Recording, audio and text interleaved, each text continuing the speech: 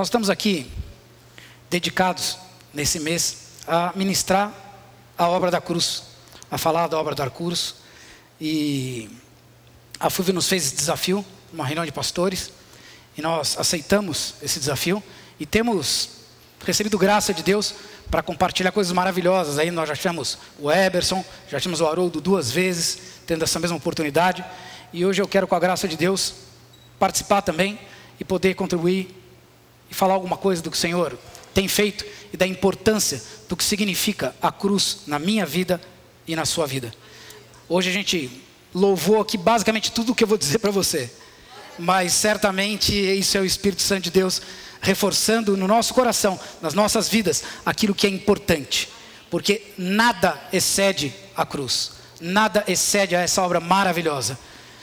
E se eu pudesse escolher um único versículo, se alguém me dissesse, olha, escolha um versículo para descrever a obra de Deus, para descrever a obra da cruz, facilmente eu escolheria João 3,16, porque Deus amou o mundo de tal maneira que deu o seu Filho unigênito, para que todo aquele que nele crê não pereça, mas tenha vida eterna. Deus amou o mundo de tal maneira. É uma maneira que eu e você certamente não conhecemos. Não conhecemos. Por mais que a gente se esforce, por mais que a gente tente fazer qualquer comparativo, qualquer analogia com o amor que a gente conhece, esse amor de Deus excede completamente o nosso entendimento, porque é algo grandioso. E por causa dessa grandiosidade, dessa manifestação de amor de Deus, eu e você possamos ter hoje a oportunidade única de livre acesso a Deus. Onde 2 de nós estiverem reunidos em torno dele, ele estará presente, ele estará conosco. Quem pode negar que hoje no louvor o Senhor estava aqui conosco louvando, se alegrando? Nem minha camisa pode negar, eu estou completamente molhado, eu nem tiro o paletó para não passar vergonha. É algo tremendo. O amor de Deus é algo tremendo. E quando nós aceitamos, porque é importante que a gente aceite isso, não é simplesmente a nossa boca declarar, mas é importante que com a nossa vida, com as nossas atitudes, com o nosso coração, nós venhamos a aceitar essa obra da cruz. Por mais difícil que ela pareça, por mais injusta aos nossos olhos humanos que esse sacrifício tenha sido, é importante que a gente aceite ele, porque ele foi feito por mim e por você. A obra da cruz, ela tem valor nas nossas vidas quando nós aceitamos esse valor na minha vida e na sua vida. E através disso, eu e você, nós ganhamos algo valioso. Nós ganhamos um passaporte VIP, um passaporte que nos conduz à presença de Deus. Quantos dos que nos antecederam não sonharam com esse dia? Muitos e muitos homens da Bíblia, heróis de Deus, anelaram por esse dia e não tiveram essa oportunidade. A oportunidade que eu e você temos hoje de estar na presença de Deus, com um passaporte VIP que nós adquirimos lá na cruz. Agora, isso é muito bacana, isso de fato é bom, e é disso que nós temos que lembrar todos os dias, para que a gente não venha, de alguma forma, a invalidar o sacrifício de Cristo na cruz. Porque, como disse a Fúvia aqui, é muito comum que algumas pessoas tenham a tendência de estabelecer sacrifícios humanos, vãs promessas e coisas que religiosamente preenchem os seus corações na tentativa de alcançar o favor de Deus. Mas se você fizer isso, você simplesmente está dizendo que o que Jesus fez é insuficiente, que o que ele passou não foi o suficiente, e você então precisa acrescentar algo mais, quem sabe um sofrimento seu, para que Deus possa te favorecer. E eu sinceramente quero quebrar isso, se isso ainda existe no coração de alguém, hoje de uma forma definitiva. Porque esse acesso que nós temos ao Pai, esse passaporte VIP, diplomático, né? É um passaporte diplomático celestial, que nós recebemos do Pai, ele tem um preço, ele custou um preço. E não foi um preço qualquer não, foi um preço bastante caro e pago o mais alto preço por mim e por você, lá na cruz do Calvário. Eu queria que você abrisse comigo, por gentileza, a sua Bíblia no Salmo 22. Alguns já podem antever que não vai ser algo fácil. Você ministrou isso de manhã, Haroldo? Aleluia! Porque Deus é bom. Amém. Vou abrir minha Bíblia aqui. E a letra é grande, que eu nem preciso do óculos, né? Na minha versão, está assim: Deus meu, por que me desamparaste? Por que estás afastado de me auxiliar e das palavras do meu bramido? Deus meu, eu clamo de dia, porém tu não me ouves, também de noite, mas não acho sossego. Contudo, tu és santo, entronizado sobre os louvores de Israel. Em ti confiaram nossos pais, confiaram e tu os livraste. A ti clamaram e foram salvos. Em ti confiaram e não foram confundidos. Mas eu sou verme e não homem, opróbrio dos homens e desprezo do povo. Todos os que me veem zombam de mim, arreganham os beiços e maneiam a cabeça, dizendo: confiou no Senhor, que Ele o livre, que Ele o salve, pois que nele tem prazer. Mas tu és o que me tiraste da madre, o que me preservaste, estando eu ainda aos seios da minha mãe. Nos teus braços fui lançado desde a madre. Tu és o meu Deus desde o ventre da minha mãe. E não te alongues de mim, pois a angústia está perto e não há quem acuda. Muitos touros me cercam, fortes touros de Bazã me rodeiam. Abrem contra mim sua boca, como um leão que despedaça e que ruge. Como água me derramei, e todos os meus ossos se desconjuntaram. O meu coração é como cera, derreteu-se no meio das minhas entranhas. A minha força secou-se como um caco, e a língua se me pega ao paladar. Tu me puseste no pó da morte, pois cães me rodeiam. Um ajuntamento de malfeitores me cerca. Transpassaram-me as mãos e os pés. Posso contar todos os ossos do meu corpo. Eles me olham e ficam a mirar-me. Repartem entre si as minhas vestes, e sobre a minha túnica lançam sortes. Mas tu, Senhor, não te alongues de mim, força minha, apressa-te em socorrer-me. Livra-me da espada e a minha vida do poder do cão. Salva-me da boca do leão. Sim, livra-me dos chifres do boi selvagem. Então anunciarei o teu nome aos meus irmãos, louvar-te-ei no meio da congregação. Vós que temeis ao Senhor, louvai-o. Todos vós, filhos de Jacó, glorificai-o. Temei-o todos vós, descendência de Israel. Porque não desprezou, nem abominou a aflição do aflito, nem dele escondeu o seu rosto. Antes, quando ele clamou, o ouviu. De ti vem o meu louvor na grande congregação. Pagarei os meus votos perante os que o temem. Os mansos comerão e se fartarão.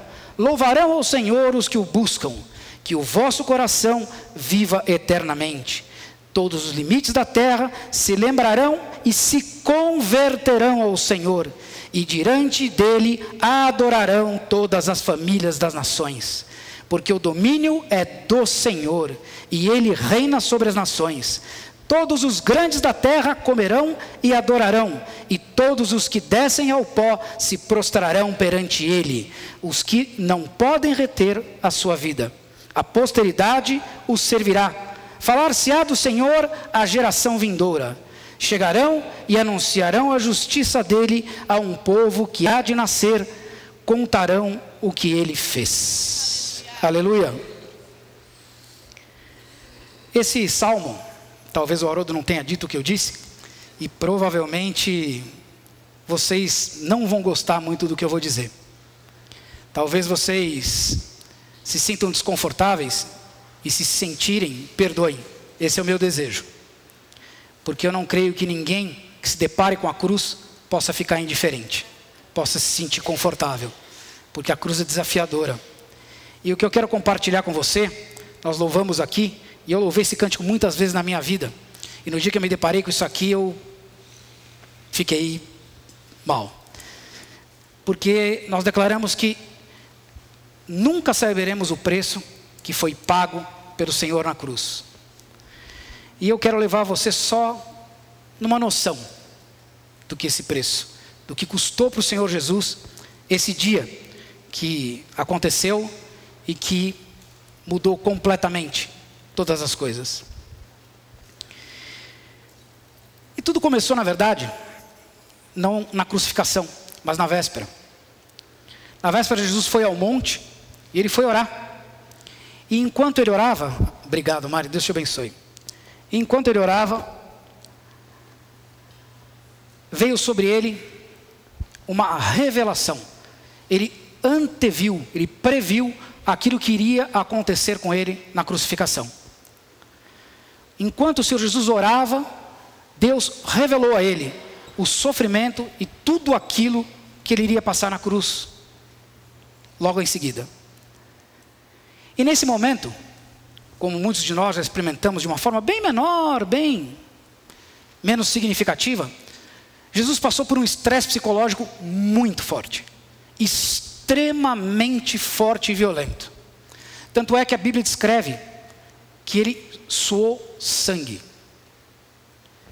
E por mais estranho que isso possa parecer ao intelecto de alguns, ele é fato e é um fato científico. É um fenômeno raro, mas acontece quando alguém se submete, ou pode acontecer quando alguém se submete a um estresse psicológico muito, muito forte. E esse efeito chama-se hematidrose. Ou seja, os seus capilares, são aqueles vasos bem fininhos, pequenininhos, os que estão localizados nas suas glândulas sudoríparas, essas que estão hoje me inundando aqui, eles se rompem e o sangue mistura ao líquido. E quando você sua sangue. O seu suor é como pequenas gotículas de sangue. Não é muito sangue, mas é um sangue suficiente para poder transparecer. E isso não causa somente um sangramento, mas causa também uma quebradeira no corpo. É como se você tivesse tido uma gripe muito forte e você fica completamente quebrado. Além de que ainda torna a sua pele muito mais sensível do que ela é normalmente. De modo que Jesus aqui, quando ele sentiu uma parte daquilo que ele ia enfrentar, ele suou sangue. Ele sofreu esse processo de hematidrose, dificinho o nome. Mas é exatamente isso que o Senhor Jesus sentiu naquele momento. Mas nós sabemos que o pior estava por vir, né? E infelizmente, tinham coisas maiores que iam acontecer. E Jesus, depois de condenado, foi levado ao castigo. E o castigo compunha, habitualmente, de 39 chibatadas. 39 era um número, mas dependendo do carrasco, do humor dele, a coisa podia ser 40, 45, 50. Ele podia estar de mau humor naquele dia e descer o rei mais um pouquinho. Acontece que esse chicote que usavam era um chicote de couro e ele tinha entrelaçado nele bolinhas de metal, pequenas bolas de metal afiadas, e nas pontas eles selecionavam os ossos mais afiados que eles encontravam e colocavam nas pontas do chicote. Então o condenado, ele era açoitado 39 vezes ou mais por esse chicote. Imagina um objeto desse batendo nas costas da pessoa repetidas vezes. Ele começa formando vergões enormes e depois ele termina por romper, arrebentar a pele. Acrescente isso, uma pele que já estava sensível pelo efeito do dia anterior. E os ossos batendo, eles vão rasgando a pele dos músculos das costas em direção à nuca. O castigo é tão forte, tão severo, tão brutal, que não era comum, não era incomum que pessoas morressem nos açoites, não chegassem à crucificação. De tão severo que era o castigo que era exposto o condenado. Então, quando Jesus foi açoitado, ele ficou com as costas completamente arrebentadas. Jesus fica aqui num estado deplorável. Ele sofre um processo que quem é da área de saúde aqui conhece, chamado hipovolemia, que na verdade é baixo volume de sangue, ou baixíssimo volume de sangue. A perda de sangue é tão grande, tão intensa, que ele começa aqui a ter os batimentos cardíacos dele acelerados. O coração, no afã de fabricar ou de bombear o sangue que resta, ele começa a acelerar. E você começa a ter aquela sensação de coração acelerado e o sangue faltando. E obviamente vem sede, nós sabemos que Jesus teve sede lá na frente, na cruz. E é uma decorrência desse processo que começou aqui. É um processo grande e complicado, porque na verdade a gente acha que foi uma coisa simples, a gente gosta de lembrar da cruz como um lugar de sofrimento, mas não gosta de lembrar dos detalhes. E os detalhes são infelizmente terríveis. O rim, ele começa a não produzir mais urina, porque para tentar compensar o corpo que está perdendo muito sangue, ele tem que preservar líquido o máximo possível. E em contrapartida, o coração bombeando aquilo que não tem mais para bombear. Se tivesse encerrado por aí, talvez já fosse o suficiente para nós valorizarmos um pouquinho desse preço que foi pago. Mas o castigo continuou. E o Senhor Jesus foi levado a ser crucificado. E nós sabemos que ele carregou parte da cruz, né? É o patíbulo, que é a parte horizontal da cruz. Ele levou ela nas costas, até o momento em que não conseguiu. E teve que ser socorrido. Quando Jesus chegou, no momento da crucificação, ele foi provavelmente deitado no chão, para que pregasse, para que ele fosse pregado no patíbulo, em primeiro lugar. Porque a viga vertical já estava no lugar. Eles usavam naquela ocasião uns pregos de ferro de 15 a 17 centímetros. Com um martelo bem pesado. E ao contrário do que as figuras mostram, Jesus não foi pregado pelas mãos essas que nós conhecemos na anatomia atual.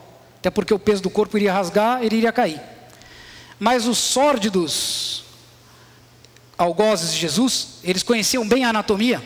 E a anatomia da ocasião dizia que 2 dedos abaixo da mão, ou seja, o nosso punho, eram considerados mão na anatomia da época. A medicina grega ensinava isso. 2 dedos abaixo do punho eram considerados mão. E o prego entrava exatamente aqui, no punho. Um prego de ferro de 15 centímetros. Alguém aqui já deu uma cotovelada bem dada numa coluna, no móvel? Já? Quando você dá essa cotovelada, você atinge um nervo chamado nervo ulno. O choque é terrível. Algumas vezes você não consegue mexer o braço por um tempão. Quem já fez isso? Eu, infelizmente, já com os 2 braços algumas vezes. É uma dor lacinante, absurda. Às vezes você quer se jogar no chão, dar um chute, alguma coisa, eu não sei. Agora, aqui nos braços passam o nervo central. E esse prego não era colocado aí à toa, não. Porque a crucificação era elaborada para proporcionar o máximo de sofrimento e dor possível. Foi elaborada para que a morte fosse lenta, dolorosa e extremamente sofrida. E eles pegavam o prego e martelavam. E a sensação, essa que eu estou tentando descrever para você, foi levantada por um famoso patologista forense, uma das maiores autoridades mundiais em analisar pessoas mortas. E ele é um dos maiores estudiosos da morte de Cristo. E ele diz que ao atravessar esse nervo central, a dor é multiplicada por 10 dessa da cotovelada que você dá.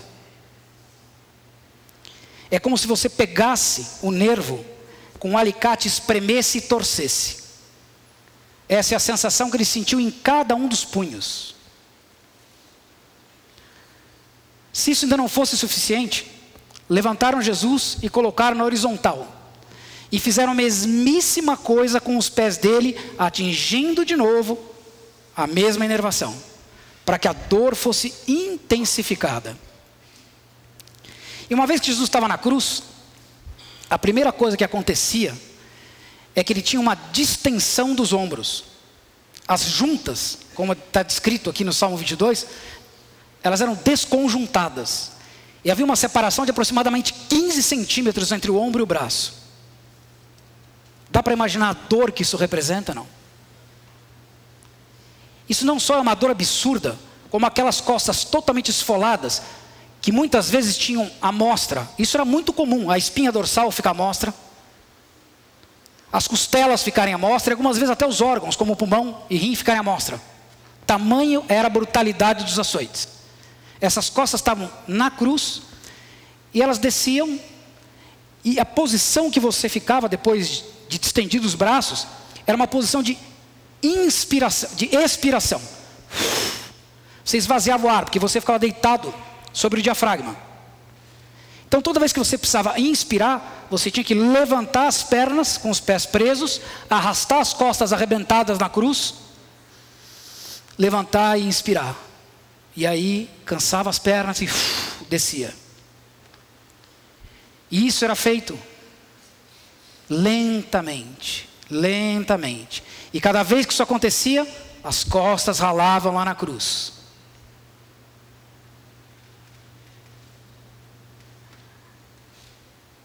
Quando Jesus diz: Senhor, nas tuas mãos eu entrego o meu espírito, passado por esse sofrimento completo, da forma mais absurda e mais brutal que alguém já presenciou.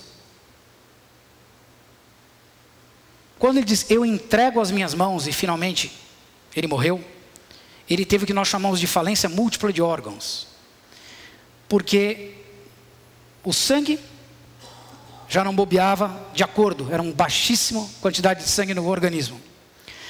O coração que estava acelerado, ao contrário, ele passa a bater de forma irregular, dá uma arritmia, porque parou os rins, os pulmões já não conseguem processar direito o oxigênio, a oxigenação é muito baixa pela respiração, e aí ele começa a ter uma arritmia. Vocês já viram um jogador de futebol falecer em campo, vários aí por arritmia? E aqui, quando ele sente essa arritmia, ele diz, Senhor, nas minhas mãos eu entrego, nas tuas mãos eu entrego o meu espírito. E Jesus morre. Pelo rosto de vocês, eu vejo que vocês estão tão chocados quanto eu fiquei a primeira vez que eu li esse respeito. E eu falei isso, e falei que quero que vocês ficassem desconfortáveis, porque ninguém pode ficar impassível diante disso. Eu não estou dizendo aqui nem o que espiritualmente isso representou para Jesus. O que representou fisicamente, para mim, é mais que suficiente. E eu espero para você também. Não é possível que diante disso, desse sacrifício enorme, desse castigo monstruoso, desumano, eu e você venhamos a cometer de novo as mesmas coisas e fazer outra vez as mesmas transgressões, e de novo, e de novo, e de novo, e de novo, crucificando Jesus mais uma vez, como se isso fosse possível. O sacrifício dele na cruz é o motivo pelo qual o Davi está aqui hoje. Pelas pisaduras dele, por essas feridas horrorosas que foram provocadas, o Davi hoje tem vida, e tem vida em abundância. As nossas orações só tiveram validade na vida do Davi porque Jesus pagou o preço. Quando a gente pensa que sofreu, ele sofreu infinitamente mais do que qualquer um de nós possa sonhar. E prevaleceu. Isso aqui que aconteceu com Jesus é algo maravilhoso, porque tudo o que vem depois desse momento muda radicalmente a minha vida e a sua vida. Muda radicalmente o meu destino e o seu destino. Porque até então, o meu destino e o seu, sabe qual eram? A morte. E não essa morte aqui não, uma morte eterna, para sempre. Eu e você estávamos apartados da presença de Deus. Apartados da presença de Deus. Deus não estava no nosso meio como hoje. Nós não tínhamos esse livre acesso. Isso aconteceu pelo sacrifício de Cristo Jesus na cruz. Eu gosto da passagem de Mateus 27, 51, porque descreve um fenômeno que o apóstolo Ales e o pastor Haroldo são expert, eu não sou, mas um fenômeno importante que a crucificação também trouxe. Mateus 27:51 diz assim: eis que o véu do santuário se rasgou em dois, de alto a baixo, e a terra tremeu, e as pedras se fenderam. Se hoje nós estamos preocupados com terremoto, aquele dia o terremoto foi inesquecível. A terra tremeu, e tremeu de tal forma que o tabernáculo foi abalado, e o véu que separava foi rasgado, não por homem de baixo para cima, mas por Deus de cima para baixo. Gente, isso é um feito tremendo, tremendo. Até então o homem não tinha qualquer acesso a Deus. E eu não sei qual foi a magnitude desse terremoto. Se foi 5 alguma coisa, 7 alguma coisa, não sei. Realmente não sei. Mas ele foi o máximo. Foi um terremoto provocado pelo peso dos nossos pecados, meu e seu, sendo pagos lá na cruz. Ele estremeceu a terra. E eu e você, que não tínhamos acesso ao Pai, passamos a ter. Existe uma polêmica, não é? Que algumas vezes se ouve discutir. Quem foi que matou Jesus? Se foram os judeus ou se foram os romanos? Os romanos se defendem dizendo que os judeus é que provocaram toda a situação e exigiram uma punição para alguém que não tinha culpa. Os judeus, ao contrário, dizem que eles só entregaram, mas quem decidiu finalmente e condenou foram os romanos. Só que essa discussão é inócua, vocês não acham? Porque por mais que incomodem, o que matou Jesus de verdade, ou quem matou Jesus de verdade, fui eu. Fomos nós. Os nossos pecados levaram Jesus à morte. Não foram os romanos, nem foram os judeus. Fomos nós. Eu sou culpado pela morte de Cristo. E eu creio que isso é o mais próximo que a gente gostaria de estar. Porque é difícil a gente olhar e dizer assim: eu matei Jesus.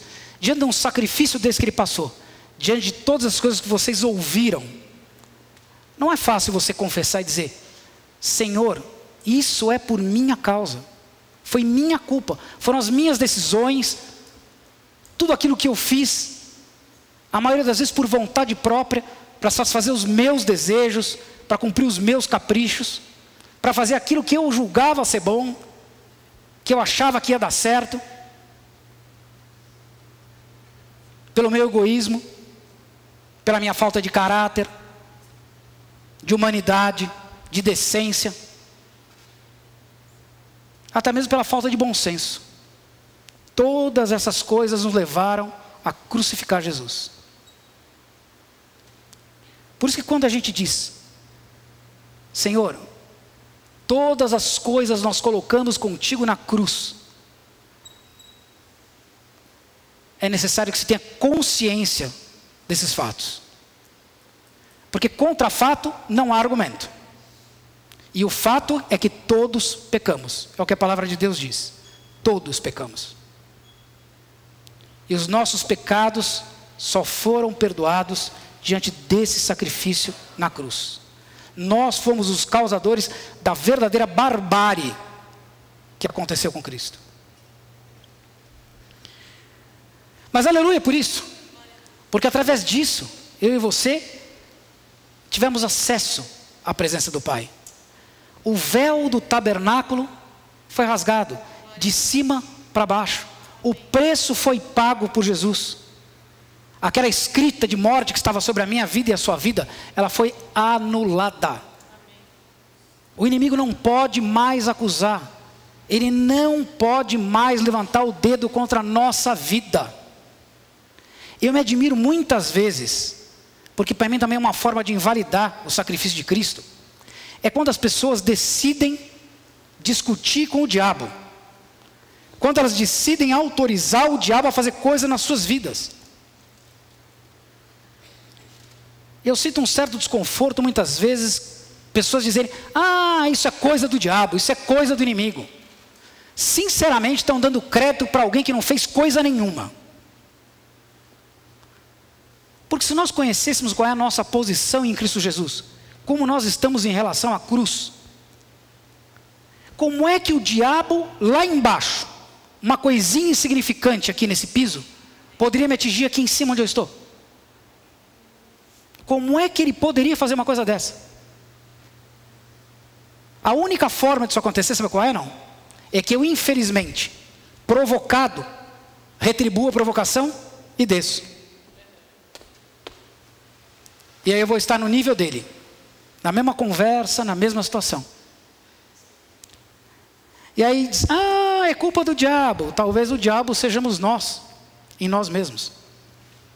Autorizando, assinando procuração em branco, contando para ele o que ele não sabe.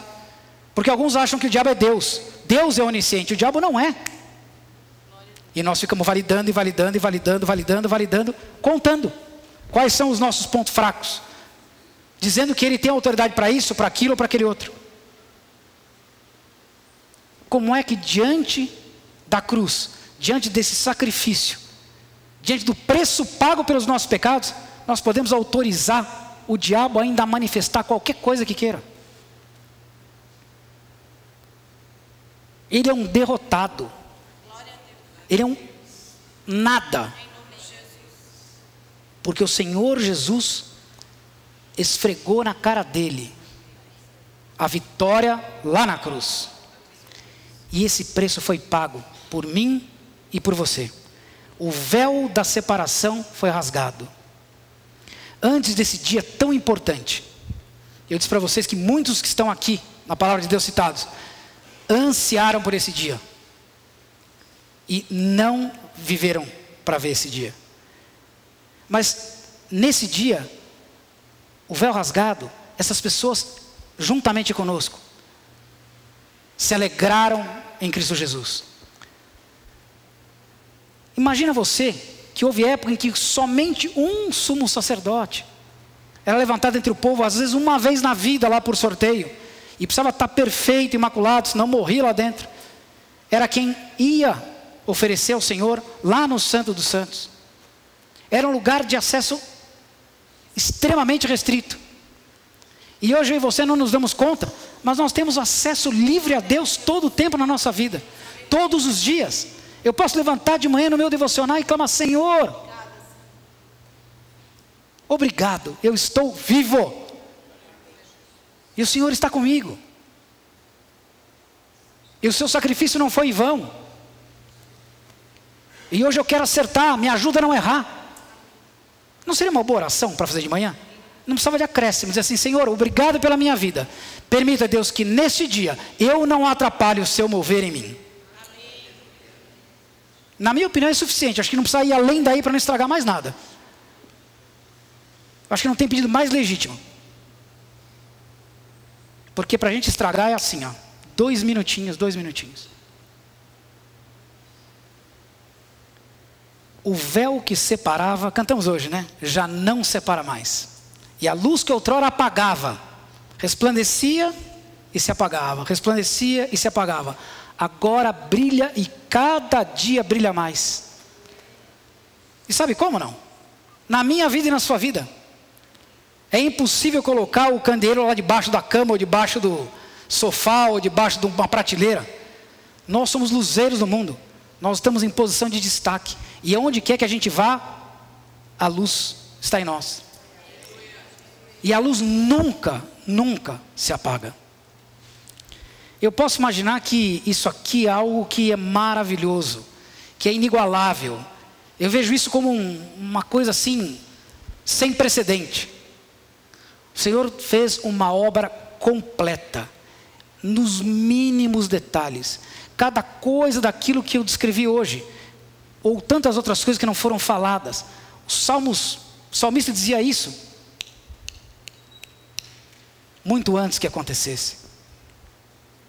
Alguém já estudou um dia isso e disse que são 68 profecias messiânicas no Antigo Testamento. Todas elas apontam para Cristo Jesus. E somente 10 delas são possíveis de serem fabricadas. A pessoa se colocar na situação para, por engano, parecer ser quem não era. Mas é impossível cumprir todas as 68. E Jesus cumpriu todas elas, uma por uma. Como é que você pode ler esse salmo e não se chocar com o que aconteceu? Não entender que essa obra é maravilhosa. Mesmo alguém muito racional, me perdoe, precisa ser muito burro para diante do óbvio não ceder. É muito, muito contundente. Não é à toa que nós vemos muitas vezes os judeus inflamados contra Jesus. Muitas vezes os judeus estavam com raiva de Jesus. Jesus declara algo que fere diretamente o que eles criam. Eles tinham a presença de Deus como algo sagrado. O nome de Deus não é pronunciado, ele é composto de consoantes. Não há vogais, para que não seja pronunciado. Eles têm um respeito por Deus, uma religiosidade por Deus, que não podia ser quebrada. Tradições que já estavam ali, há tempos. E de repente chega Jesus e diz assim: olha, esse templo, eu destruo ele assim, e reconstruo ele em 3 dias. Isso era um soco na boca do estômago daquele povo. Jesus vinha e dava um tapa na cara deles. Porque Jesus chega para os caras e diz assim: eu sou o caminho, a verdade e a vida. E ninguém vem ao Pai, senão por mim. Você sabe o que ele estava dizendo, não? Um dia, quem sabe, lá no EMPRA, a gente possa ministrar a respeito de Jesus no tabernáculo. É uma matéria bacana. A primeira porta de entrada do tabernáculo, que tem por sinal 4 pilastras, os 4 evangelhos, né? Mateus, Marcos, Lucas e João, se chamava como? Caminho. A segunda porta, 5 pilares, os 5 ministérios: apóstolos, profetas, pastores, mestres, evangelistas. Levava ao santo lugar. E depois tinha uma última porta, que não era uma porta, ela era coberta por um véu. O véu da separação, do santo dos santos para o santo lugar. E o acesso ao santo dos santos só era dado por aquele sacerdote daquela vez. E Jesus chamou essa porta de cruz. Naquele dia, o véu foi separado.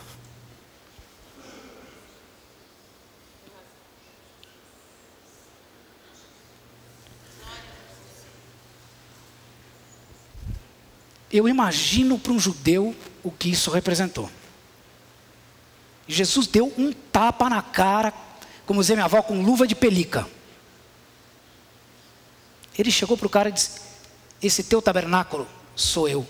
Glória a Deus. Eu sou. Imagina um judeu olhar para aquele carpinteiro e dizer: você é quem? Quem você pensa que você é? A ira que ele provocou. Mas o fato é que ele estava lá desde o princípio. Ele estava e ele estará todos os dias da nossa vida. Ele não é só o Deus da minha vida e da sua vida. Ele é o Deus da nossa eternidade. Esse sacrifício não foi feito só para que a gente viva aqui, não. E viva aqui bem, em abundância. Mas foi feito para que a gente viva eternamente com Ele. Para sempre reconciliados. Pela cruz, eu e você fomos reconciliados. E temos livre acesso ao Pai. Temos acesso aos evangelhos. Temos acesso às ministrações através dos apóstolos, profetas, mestres, evangelistas e pastores. Nós temos acesso através do louvor. Como hoje aqui nós chegamos na presença de Deus. E Ele se agrada do nosso culto, Ele se agrada da nossa presença aqui, Ele se agrada da nossa alegria compartilhada, Ele se agrada porque nós estamos aqui. Eu não estou passando calor à toa porque eu sou religioso. Mas é a minha forma formal, talvez, de honrar a Deus, de honrar vocês. Não que eu desonrasse se eu tivesse dobrado minha camisa, muito pelo contrário. Mas certas coisas que a gente faz, talvez não tenha muito significado para outros. Mas para você, naquele momento, tem. É importante que a gente venha diante de Deus, não para ficar só pedindo, mas também para trazer a nossa presença, o nosso melhor, a nossa alegria. Para que a gente venha aqui celebrar essa obra maravilhosa, esse sacrifício grandioso, que foi feito especialmente, sabe para quem? Diga para a pessoa que está ao seu lado, para você. Foi feito para nós, sob encomenda. Jesus, o Salvador e Consumador da obra, Ele foi quem promoveu o maior evento da face da terra. E quando a obra se consumou na ressurreição, você sabe o que houve? Festa no céu. Eu gosto do nosso Deus, porque o nosso Deus é um Deus festeiro. A palavra de Deus diz que toda vez que um de nós decide por Jesus, convida Jesus a fazer parte da sua vida, há festa no céu. Quer dizer, além de Jesus ser festeiro, além do nosso Deus ser um Deus festeiro, Ele nos dá a oportunidade de fazer festa também, e de ser festeiro. Porque toda vez que nós levamos a mensagem da cruz para alguém, toda vez que nós falamos a respeito dessa obra maravilhosa, nós damos a oportunidade de alguém se decidir por Jesus. E quando há essa decisão, há festa no céu. A mesma festa que houve quando o Senhor Jesus ressuscitou. A mesma festa que eu e você vamos encontrar na volta do Senhor, quando com Ele nós somos para sempre. E está perto, né? Pelo que eu sei, está perto. Eu estou falando para você de algo mais perto do que você imagina. Muito perto. Maranata, vem Senhor Jesus. Gente, longe de um castigo, vai ser um prêmio tremendo. Algo assim inimaginável. Se houve um terremoto naquele dia, a trombeta vai fazer um terremoto maior ainda. A escala Richter não vai ser suficiente dessa vez. Vai ser algo tremendo. Jesus, Ele é o único caminho. Ele é a verdade que nos trouxe a paz. Jesus, o nosso passaporte VIP para o céu. Sabe o que é um passaporte VIP, gente? Tem gente que batalha por passaporte VIP na entrada da Fórmula 1, em baladinha, passaporte VIP para show, passaporte VIP para um monte de lugar. Tem gente que gosta de sentar na frente sem ter sido convidado, não tem? Não é? Mas o Senhor Jesus te deu o direito de ser eleito único, com passaporte VIP, aqui na terra, na presença de Deus, e lá nos céus, eternamente. Alguém pode imaginar em algo maior do que isso? Não. Eu não consigo. Esse é o máximo. Porque Deus amou o mundo de tal maneira. Que maneira gloriosa é essa? Que maneira é essa? Quando nós aceitamos essa obra nas nossas vidas, nada mais vai ser o mesmo. Tudo se faz novo. Nós somos transformados. Nossa vida de pecador, sabe onde é que ela ficou? Pregada com aquele prego de 15 centímetros lá na cruz. Chega, acabou, fim. A obra foi consumada. De modo que fique bem claro no coração de vocês hoje, que por mais terríveis tenha sido a descrição daquilo que eu fiz, por mais desconfortável que possa ser, fazer você pensar nesse tipo de sofrimento, por mais que tudo isso seja de certa forma pesado, lembra que isso foi feito para seu benefício, para meu benefício, para nosso benefício. quando olham para você, e muitas vezes me disseram: ah, imagina, todo mundo tem um preço. Eu concordo de cara, é verdade, eu tenho um preço. Só que para você não é inalcançável, porque já foi pago. E o preço que foi pago por mim, ninguém pode cobrir a oferta. Eu tenho um preço, é verdade, já fui comprado. Outros dizem: todos os caminhos levam a Deus. O pessoal: não, imagina. Levam sim. É verdade, todos os caminhos levam a Deus. Só que todos levam à condenação. Um só leva à salvação: Cristo Jesus. Vocês têm dúvida que todos no final serão julgados? Um dia todos serão levados diante do tribunal? Todos os caminhos vão levar a Deus. Só que, infelizmente, todos os outros vão levar à condenação.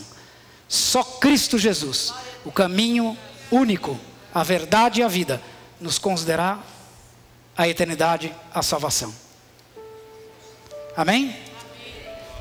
De modo que hoje eu não queria perder a oportunidade, para que você que tem o desejo no seu coração e ainda não teve eventualmente a oportunidade de declarar Jesus como o Senhor da sua vida, que ainda não teve a oportunidade de tomar para si a cruz e declarar: Jesus, eu aceito o sacrifício que o Senhor fez por mim, eu creio que a sua ressurreição, a sua morte e ressurreição são vida na minha vida, que o meu pecado foi pago lá na cruz, que o teu sangue me encobre e eu estou aqui protegido. Que ainda não teve a oportunidade de convidar Jesus a fazer parte da vida, porque alguns acham que Jesus aconteceu na vida. Não é verdade. Ele é um cavalheiro perfeito. Quem costuma entrar pela porta do fundo sem ser convidado e dando pontapé é o diabo. Esse entra na sua vida de qualquer maneira e ele vai entrando a sopetão e a trambolhão. Mas Jesus não.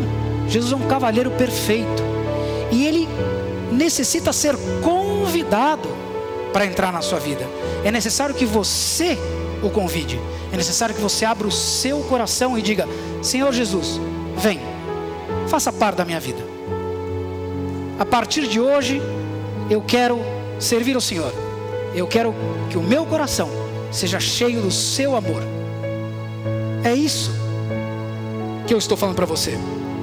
Esse Senhor que nos fez esse sacrifício enorme, que não poupou a sua própria vida por mim e por você, que passou por esse sofrimento horroroso, o que Ele está fazendo hoje é convidar você. E se você deseja convidá-lo da mesma forma a fazer parte da sua vida, eu gostaria que você não perdesse essa oportunidade. Se você não tem certeza da sua salvação, não perca, porque nem eu nem você estamos livres de sair por aquela porta e morrer atropelado ali na frente. Você sabe para onde vai? Eu sei.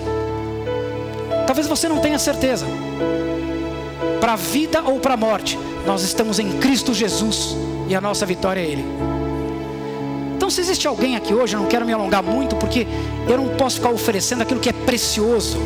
Aquilo que é precioso tem que ser dito, e ou você tem visão para isso e toma para si, ou então, infelizmente, isso vai talvez passar por você. Existe alguém aqui hoje que ainda não teve essa oportunidade e gostaria de declarar Jesus como Senhor e Salvador da sua vida? Se existe alguém, não cabe vergonha. Vergonha é para os que ficaram para trás, pregados lá na cruz. Nós somos destemidos, corajosos. Se existe alguém, levante sua mão, não perca a oportunidade. Se você tem dúvida a respeito da sua salvação, declare Jesus. Tenha certeza de que a obra foi feita para você e para mim e por todos nós, para todos aqueles que aceitarem. Existe alguém aqui presente que gostaria de confessar Jesus? Amém. Posso considerar todos então aqui firmes, certos da sua salvação. A palavra de hoje foi para vocês. Quando alguém pedir para defender a fé de vocês, vocês têm subsídio suficiente para declarar, né? Que é a linha de apologética. Isso é convicção. Cristo Jesus presente na minha vida e na sua vida. Agora, eventualmente pode ser que algum de vocês queira se reconciliar com Deus. Há alguma parte da sua vida que você não está se convertendo ou não está convertendo a Cristo. algo que você tem dificuldade, algo que é resistente, talvez um vício, algo que te prenda ainda, algo que do passado clama e tenta te arrastar de volta. Talvez seja uma decepção que você tenha tido e você brigou com Deus, ficou de mal. Se existe alguém aqui nessa condição hoje, eu queria orar por você também. Eu queria que você tivesse a oportunidade de se reconciliar com Deus, de confessar isso diante de Deus, para ser perdoado. Eu gostaria que você declarasse isso, de forma que, se compartilhar, quem sabe com quem orar com você, porque a Bíblia diz que quando nós confessamos os nossos pecados aos outros, somos curados. Quando nós confessamos os nossos pecados a Deus, Ele é fiel e justo e nos perdoa. Mas quando nós declaramos uns aos outros, nós somos curados, curados para sempre. Dependência, dos vícios, dos malfeitos, das falcatruas. Eu não sei que tipo de coisa possa eventualmente ainda estar impedindo o seu fluir pleno em Cristo Jesus. Talvez você seja um daqueles que retém o seu dízimo, tem problema com dinheiro, eu não sei. Mas se existe alguém que gostaria hoje de fazer a reconciliação completa da sua vida, de limpar alguma área da sua vida que ainda não está alinhada, não está convertida, eu queria também franquear a oportunidade a você. Existe alguém? Tem alguém? Se tem alguém, fique de pé, vamos orar. Há alguém? Amém, glória a Deus. Não tenha vergonha não. Amém, glória a Deus, glória a Deus. Amém, amém. Existe mais alguém? Gente, não, olha, eu não estou aqui para condenar ninguém, nem para olhar para ninguém não, por favor. É entre você e Deus. Não tem valia nenhuma se eu ficar aqui dizendo e você não decidir por isso. É uma decisão sua. Senhor, de fato eu reconheço e quero mudar, porque eu só posso mudar se eu reconhecer o meu erro, se eu reconhecer que aquilo que acontece não é bom. Existe mais alguém? Amém. Vamos fazer o seguinte, eu queria pedir uma gentileza, pedir a vocês que estão de pé, que desse mais um passo de coragem, viesse aqui à frente. Eu queria, na verdade, convidar os pastores e convidar também os nossos facilitadores. Quantos nossos facilitadores estão aqui hoje? Quantos estão aí? Vem aqui na frente, por favor. Vamos praticar, gente. Vamos botar a obra da cruz aqui a ser praticada.